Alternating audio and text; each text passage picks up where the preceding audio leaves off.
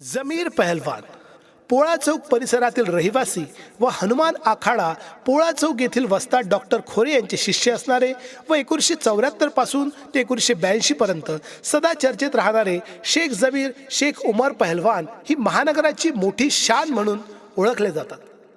18व्या वर्षापासून सातत्याने कुस्ती खेळून त्यांनी संपूर्ण विदर्भात आपल्या कुस्तीचा डंका गाजवला आहे। पहिली कुस्ती वयाच्या 18व्या वर्षी अचलपूर येथील राऊत पहलवान यांच्यासोबत खेळली व त्यात शेख जमीर यांनी पहिला विजय नोंदविला। त्यावेळी त्यांना 4 रुपये बक्षीस मिळाले होते।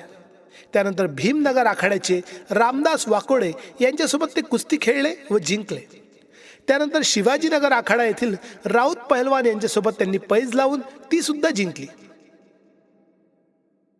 त्यानंतर राजपूतपुरा आखाडा येथील बजरंग पहलवान यांना पण त्यांनी चीत केली।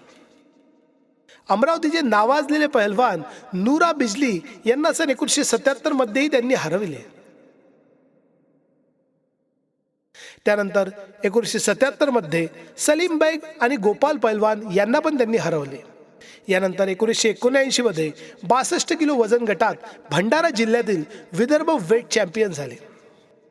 त्यानंतर महाराष्ट्र केसरीमध्येही नाशिकमध्ये बाळापूरचे अब्दुल सत्तार पहलवान बजरंग पहलवान आदींना हरवून त्यांनी मानाचा डंका प्राप्त केला। त्यांच्या जीवनातील सर्वात अविस्मरणीय कुस्ती खोलेश्वर आखाड्याचे बजरंग पहलवान यांच्यासोबत झाली। ही कुस्ती बरोबरीत झाली। त्यानंतर पंचांनी 10 अंक देऊन अजून कुस्ती खेळण्यास सुरुवात केली व तीही बरोबरीत झाली। त्यानंतर वेटमध्येही दोघेही बरोबरीत भरले। त्यानंतर पंचांनी ईश्वर टॉस केला व ईश्वर टॉसमध्ये आपण जिंकले असण्याची कबुली ते देतात।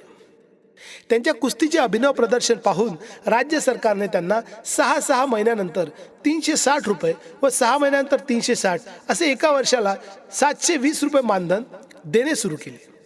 1982 साली त्यांनी शेवटची कुस्ती खेळली व कुस्ती क्षेत्राला अलविदा केले। आजही जमीर पहलवान चर्चेत असून अशा कुस्तीच्या चॅम्पियनास मानाचा मुजरा।